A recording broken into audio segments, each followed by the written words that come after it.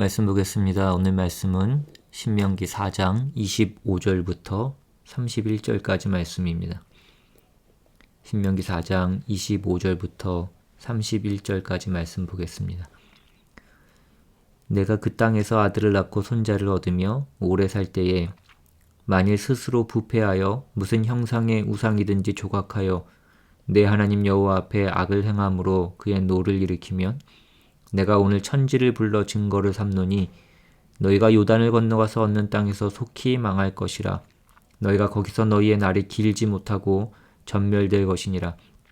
여호와께서 너희를 여러 민족 중에 흩으실 것이요 여호와께서 너희를 쫓아보내실 그 여러 민족 중에 너희의 남은 수가 많지 못할 것이며 너희는 거기서 사람의 손으로 만든 바 보지도 못하며 듣지도 못하며 먹지도 못하며 냄새도 맡지 못하는 목석의 신들을 섬기리라. 그러나 네가 거기서 내 하나님 여호와를 찾게 되리니 만일 마음을 다하고 뜻을 다하여 그를 찾으면 만나리라. 이 모든 일이 내게 임하여 환난을 당하다가 끝날에 내가 내 하나님 여호와께로 돌아와서 그의 말씀에 청종하리니 내 하나님 여호와는 자비하신 하나님이시라. 그가 너를 버리지 아니하시며 너를 멸하지 아니하시며 내 조상들에게 맹세하신 언약을 잊지 아니하시리라. 아멘. 오늘은 그 땅에 대한 얘기를 하려고 합니다. 요즘 한국 사회가 부동산 문제로 연일 떠들썩합니다. 토지를 개발해서 국민들에게 그 보금자리를 제공해야 될 그 국가의 공기업인 한국토지주택공사 그 LH 직원들이 자신들의 그 직장에서 얻은 그 정보로 그 신도시 개발이 이루어질 곳들의 그 땅을 미리 사서 투기로 그렇게 사리사욕을 채운 사실이 드러나서 많은 국민들의 공분을 사고 있습니다. 원래 이 사회는 재산 증식이 인생의 목표처럼 그렇게 되어버렸습니다.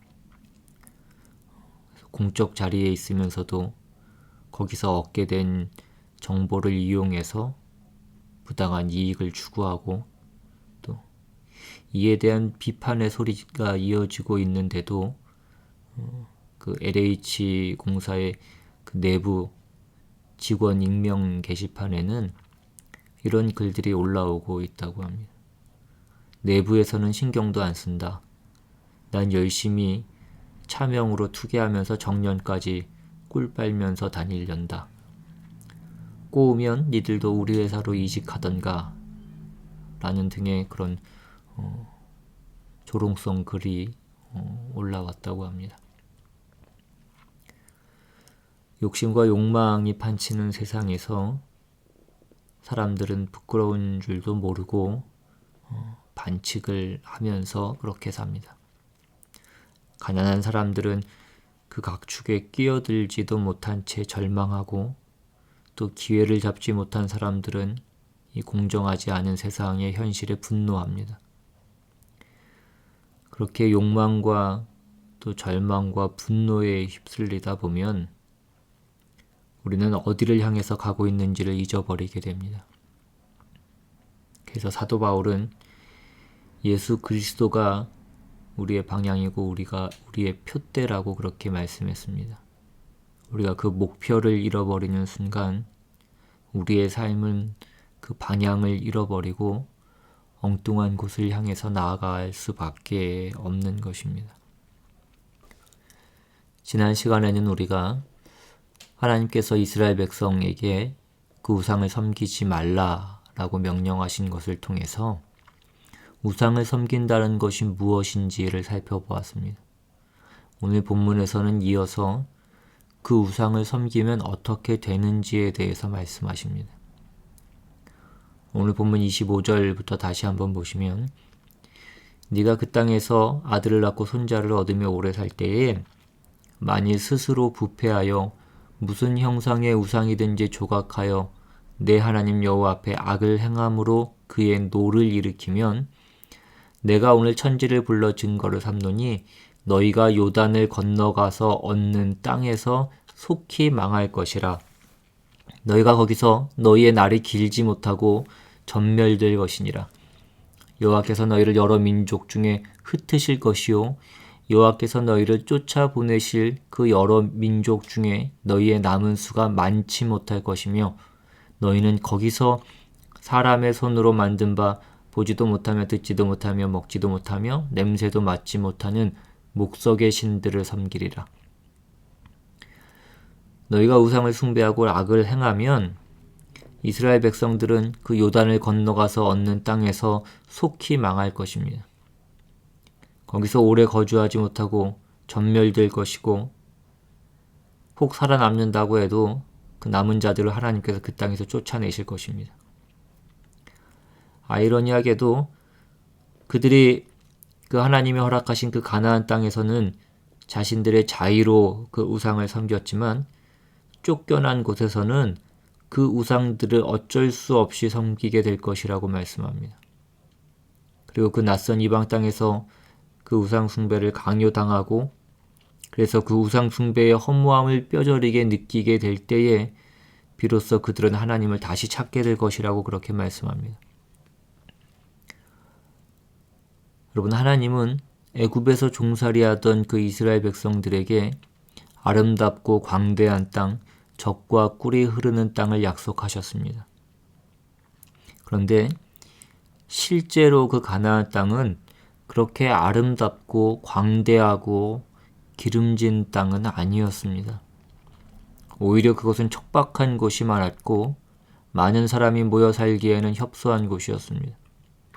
그런데도 그 땅을 아름답고 광대하고 젖과 꿀이 흐르는 땅이라고 칭하신 것은 그곳은 하나님이 다스리시는 곳이기 때문입니다. 하나님의 통치를 받는 곳, 그래서 어떤 폭력과 위협으로부터 자유로운 곳이기 때문에 그곳은 아름다운 땅이었던 것입니다. 그러니까 그 땅은 하나님의 통치에 순응하는 자만이 들어가는 것이요. 그 하나님의 통치에 순응할 때에만 그 복된 결과들이 생겨나는 것입니다. 반대로 하나님께 순종하지 않는 자들은 들어갈 수 없습니다. 설사 그 땅에 들어갔다고 할지라도 그들은 곧 망하고 쫓겨날 것입니다. 그 땅에 기근이 생기고 홍수가 나고 외적이 침입하고 그래서 저들이 마침내는 쫓겨나리라. 이것이 거듭거듭 말씀하고 있는 그 성경의 경고입니다. 그래서 오늘 우리가 생각하려는 것도 바로 이 문제에 대한 이 하나님이 약속하신 땅에 들어갈 때에 그곳은 어떻게 들어가는가, 거기서 어떻게 살아야 되는가, 거기 가면 무엇을 얻는가, 그것에 대한 그 모든 것의 첫 번째 초점은 언제나 거기는 하나님의 나라고 하나님의 통치에 순응하는 자만이 들어가서 살 수 있는 곳이며 그리고 그 통치에 순응할 때에만 그 땅은 복된 결과를 맺는다 하는 것입니다. 그리고 그 하나님의 말씀을 불순종하거나 배반하면 거기서 너희가 다 전멸을 당할 것이다 이것입니다. 그런데 그냥 하나님께 순종하면 복을 받고 하나님을 배반하면 벌을 받는다가 아니라 이것을 어떤 식으로 말씀하고 있는가 하면 네가 그 땅에서 부패해서 우상을 섬기고 하나님 앞에 악을 행하면 네가 그 요단을 건너가서 얻는 그 땅에서 속히 망할 것이라 너희가 거기서 너희의 날이 길지 못하고 전멸될 것이니라 이것입니다. 그러니까 그 땅이 강조되고 있는 것을 우리가 보게 됩니다. 하나님께서 약속하신 땅에 들어가서 살 때에 어떻게 살아야 되는가, 순종하면 어떤 복을 받는가, 불순종하면 어떤 벌을 받는가, 그 문제에 대해서 말씀을 할 때에 거듭 강조되는 것이 이 땅이라고 하는 것입니다. 그 땅에서 너희의 날이 장구하리라 또는 너희의 날이 장구치 못할 것이라 이것입니다. 이렇게 신명기를 보시면 자꾸 이 땅이 등장을 하게 되는데 앞에서도 말씀드린 바와 같이 그 땅 자체가 어떤 능력이 있는 것은 아니었습니다. 젖과 꿀이 흐르는 땅이라는 것이 무슨 황금알을 낳는 거위 같이 그 땅에 가기만 하면 사람들이 다 부자가 되고 건강해지고 그 땅에서 살면 모든 것이 잘 되고 뭐 그런 기적의 땅이 아니라 그 땅은 하나님의 나라, 그 통치의 현장으로서의 땅인 것입니다. 하나님의 백성이 하나님께 순종하면 다른 데보다 수확이 잘 되는 그 땅을 받는 것도 아니고, 하나님께 순종하면 뭐 콩을 심어도 팥이 나는 그런 곳에서 사는 것이 아니라, 하나님을 의지하고 순종하는 자들이 그 통치하시는 하나님의 명령을 받아서 하나님의 백성으로 사는 그 현장이 그 땅인 것입니다. 그래서 이스라엘 백성에게 가나안 땅이 그런 땅이어야 됐듯이 오늘날 모든 성도들도 자기가 몸담고 살고 있는 그 삶의 현장이 그런 신자로서 하나님의 통치를 받고 그에 순종하여 사는 신자된 증거들이 나타나는 어떤 한 무대여야 된다는 것입니다. 창세기 12장으로 한번 가셔서 12장 1절 이하를 보시면, 여호와께서 아브라함에게 이르시되 너는 너의 고향과 친척과 아버지의 집을 떠나 내가 내게 보여줄 땅으로 가라. 내가 너로 큰 민족을 이루고 내게 복을 주어 내 이름을 창대하게 하리니 너는 복이 될지라. 너를 축복하는 자에게는 내가 복을 내리고 너를 저주하는 자에게는 내가 저주하리니 땅의 모든 족속이 너로 말미암아 복을 얻을 것이라 하신지라. 하나님께서 아브라함을 부르셔서 하나님이 지시하는 땅으로 가라고 하셨습니다. 그리고 그 땅으로 보내실 때에 그를 먼저 무엇과 구별시키시냐면 본토 친척 아비 집과 구별을 시키십니다. 그러니까 이제부터 아브라함의 삶에 나타나는 그 모든 것은 그의 가문과 연결된 것이 아닙니다. 그의 가문을 빛내는 것이 아닌 것입니다. 그의 삶에 일어나는 어떤 복된 것이나 증거될 만한 것이나 남에게 자랑할 만한 것이나 남들이 관심을 가져야 될 어떤 것들이 있다라고 한다면 그것은 그의 가문의 문제가 아니라 이제 하나님에 관한 문제로 그가 새롭게 부름을 받는 것입니다. 이제부터 아브라함은 자기 가문을 빛내는 자도 아니고 자기 선조의 무슨 음덕을 받아서 형통하는 자로 그렇게 존재하는 것이 아니라 이제부터는 하나님의 통치하에 있는 사람으로서 그가 사는 자로 구별을 받고 있는 것입니다. 하나님이 이제 그를 불러다가 그로 큰 민족을 이루고 그 이름을 창대케 하고 복의 근원이 되게 하실 것입니다. 그래서 모든 사람이 하나님이 복의 근원이시오, 하나님이 우리 인생에 필요한 모든 것을 가지신 주인이신 것을 알게 하실 것입니다.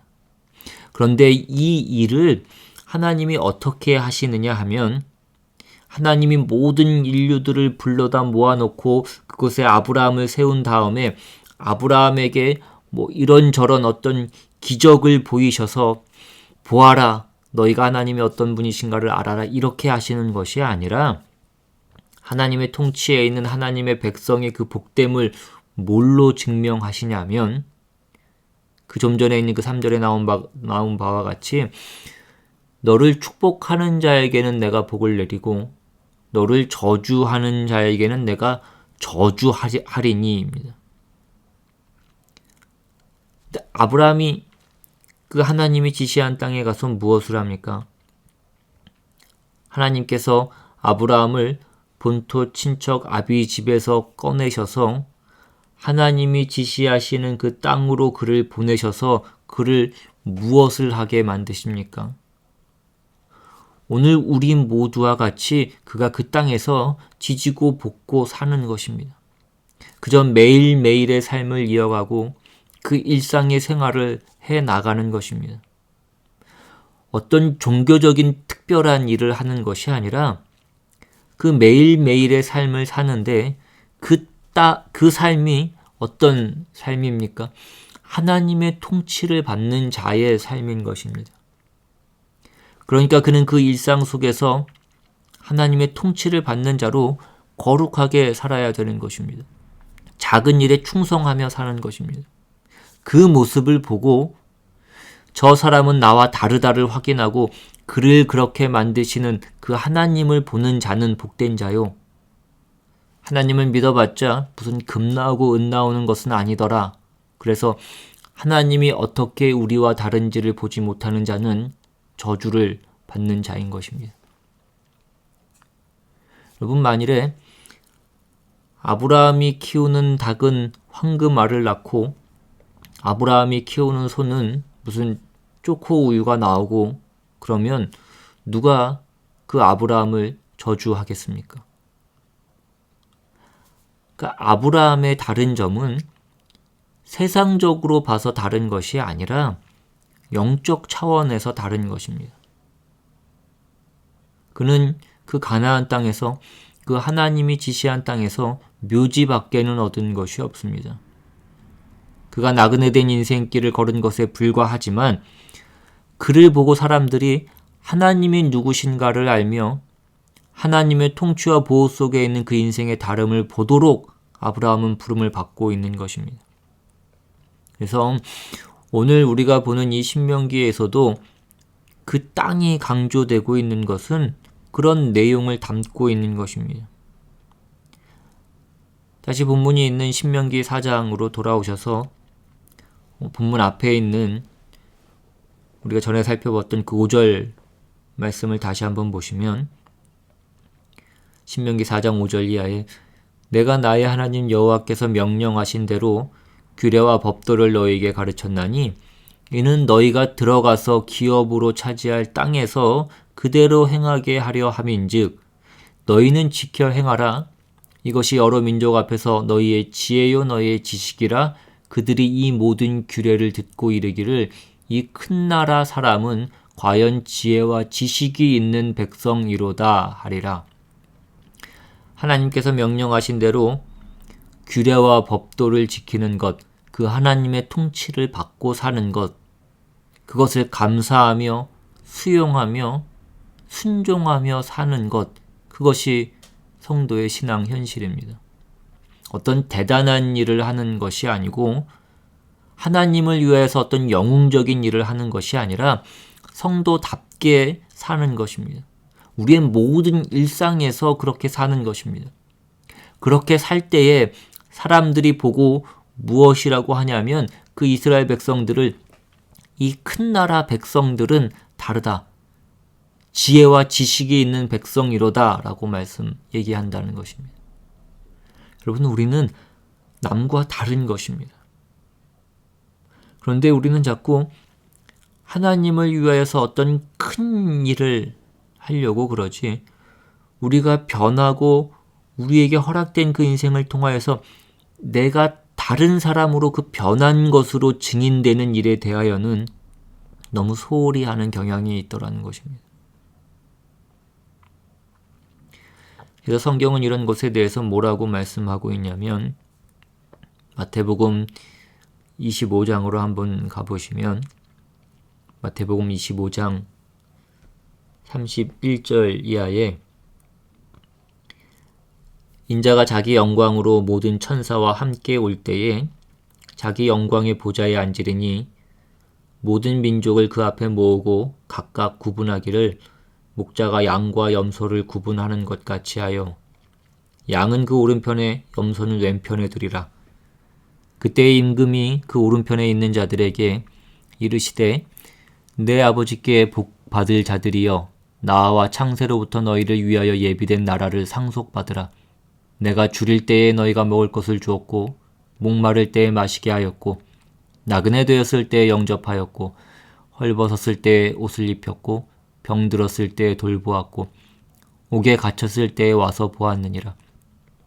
이에 의인들이 대답하여 이르되 주여 우리가 어느 때에 주께서 줄이신 것을 보고 음식을 대접하였으며 목마르신 것을 보고 마시게 하였나이까. 어느 때에 나그네 되신 것을 보고 영접하였으며 헐벗으신 것을 보고 옷 입혔나이까.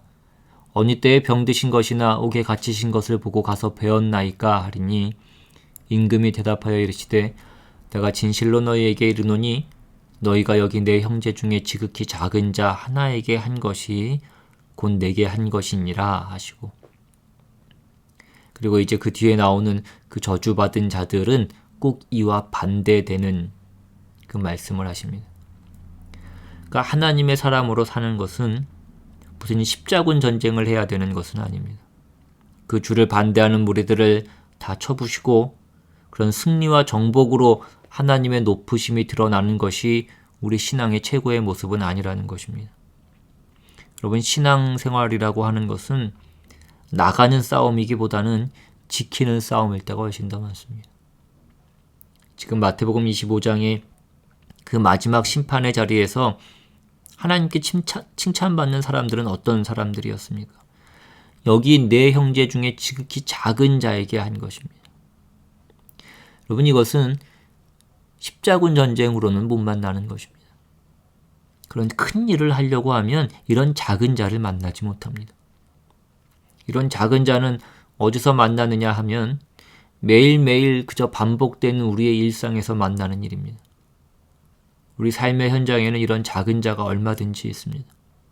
그러나 보란듯한 큰 일만 하려고 나가면 이런 것은 우리의 눈에 보이지 않습니다. 우리가 매일매일 살아가는 우리의 일상이, 그 삶의 현장이 하나님이 우리에게 허락하신 그 땅입니다. 그것은 우리가 어떤 큰 일을 하고 전쟁을 하고 무슨 제사를 드리는 제단으로서 우리에게 맡겨진 것이 아니라 하나님의 사람된 자로서 그 근본적인 변화가 모든 분야에 걸쳐서 드러나는 것으로 증명되어야 되는 것입니다. 그러니까 아까 보신 그 마태복음 25장의 그 뒷부분을 보시면 이제 그 하나님의 심판을 받는 자들은 왜 우리가 벌을 받아야 되느냐라고 그렇게 묻습니다. 그러자 주님께서 너희는 내가 줄였을 때, 목말랐을 때, 내가 헐벗었을 때, 내가 병들었을 때, 내가 옥에 갇혔을 때 돌아보지 않았다라고 말씀합니다.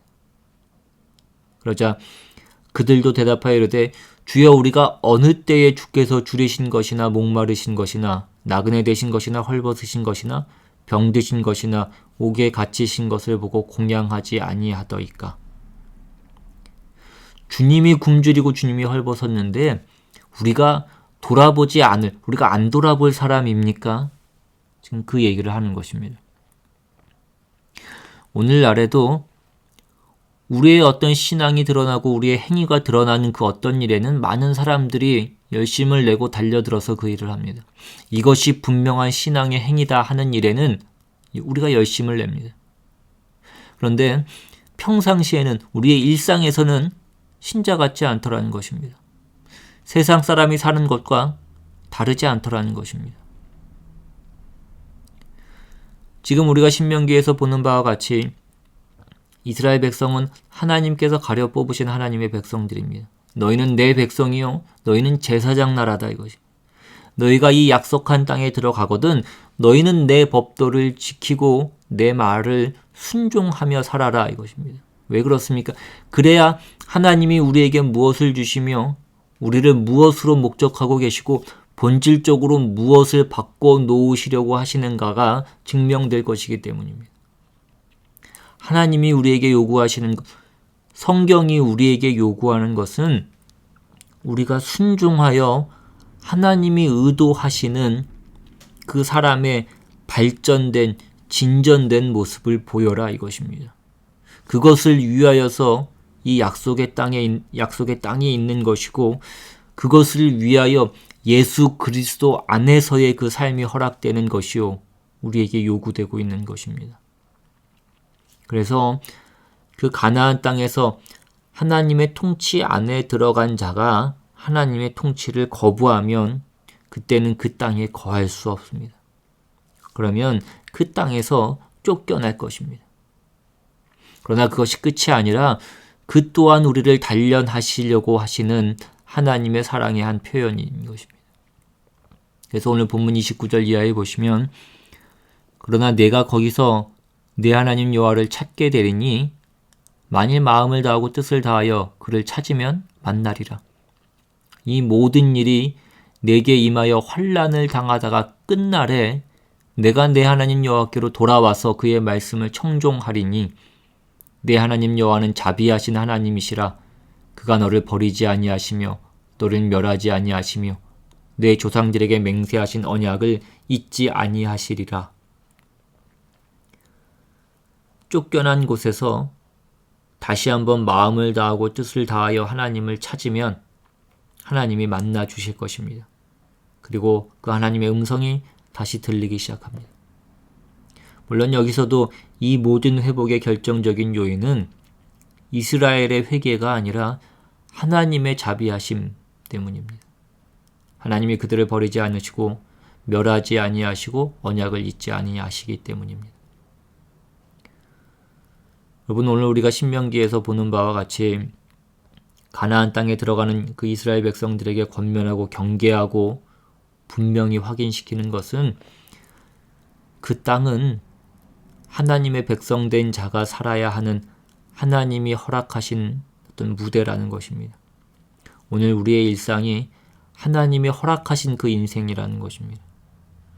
하나님의 백성으로서의 그 변화와 성장을 이루어 가야 할 어떤 장소고 기회들인 것입니다. 거기서는 누가 더 많은 젖과 누가 더 많은 꿀을 얻느냐의 싸움을 하는 것이 아니라 그 사람 자체가 인격과 전 존재적 차원에서 다른 사람으로의 변화와 그 진전, 그 영광을 위한 그 승리를 위하여 그 땅에 있는 것입니다. 그럼 광야에서는 물이 없으면 반석에서 물이 나오고 하늘에서 막 만나가 내리고 추우면 불기둥이 오고 너무 뜨거우면 구름기둥이 막아졌습니다.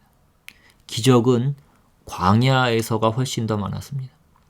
그러나 그 모든 것들은 다 그 최소한의 생명을 보존하는 것에 불과하고 가나안 땅에 들어가야 비로소 그 생명이 꽃이 피고 열매를 맺고 무성해지는 것입니다. 그러니까 신앙생활이란 무엇이냐? 왜 가나안에 들어가야 되고 예수 그리스도 안에 있어야 되느냐?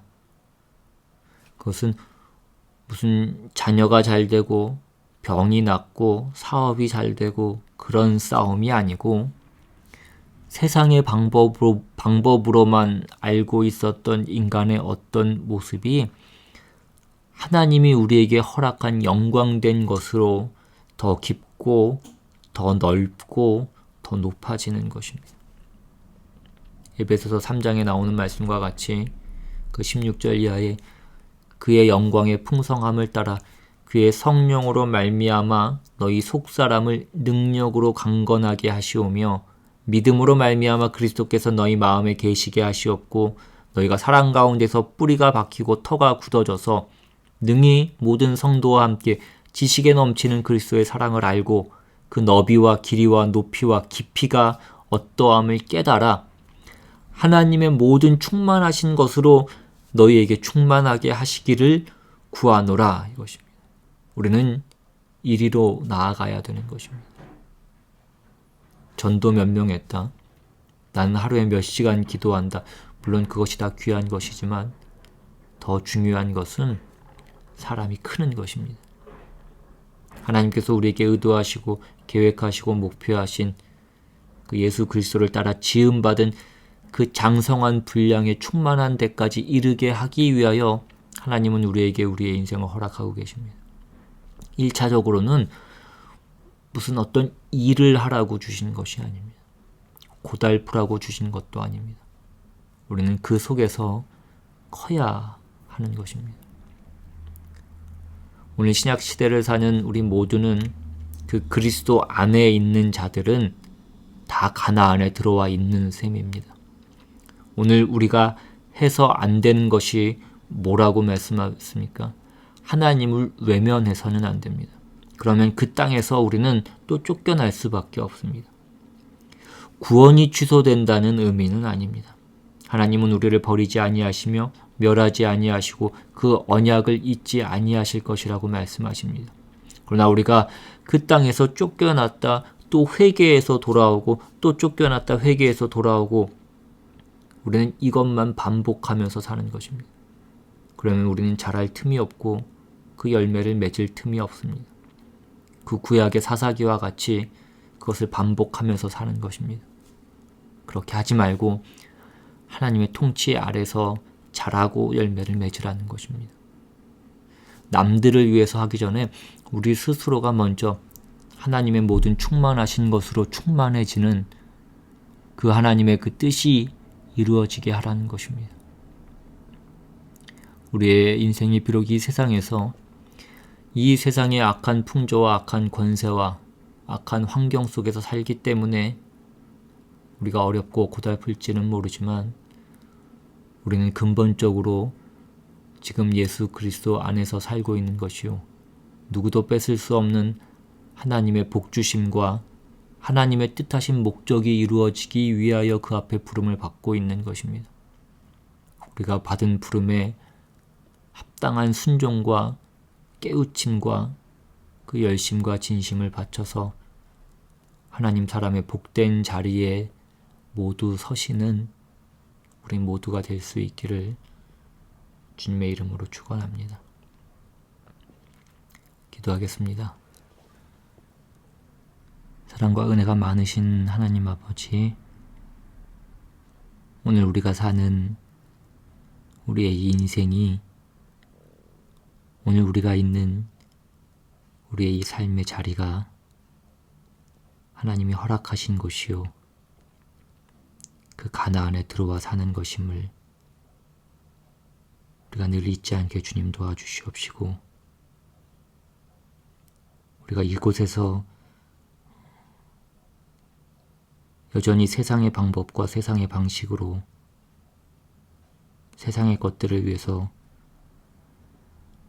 우리가 애쓰고 힘쓰고 사는 것이 아니라 하나님의 자녀로서 하나님의 자녀답게 자라고 크고 더 깊어지고 더 넓어지는 그 일에 우리가 최선을 다하며 우리가 모든 힘을 쏟으며 하나님의 통치하시는 자의 다름이 우리가 세상 가운데 드러나는 그 일을 위하여 살아가는 우리 모두가 될 수 있도록 주님 인도하여 주시옵소서.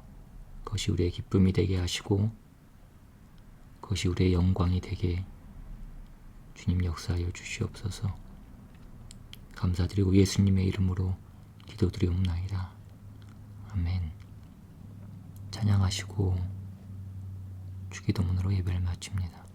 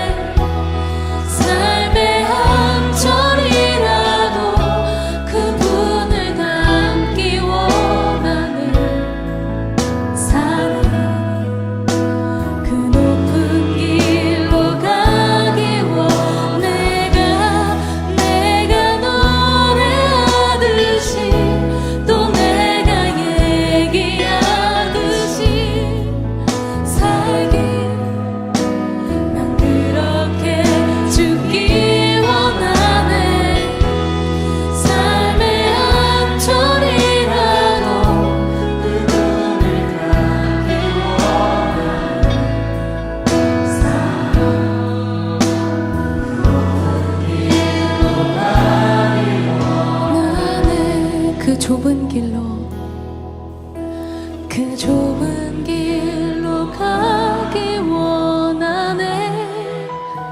그 깊은 길로, 그 깊은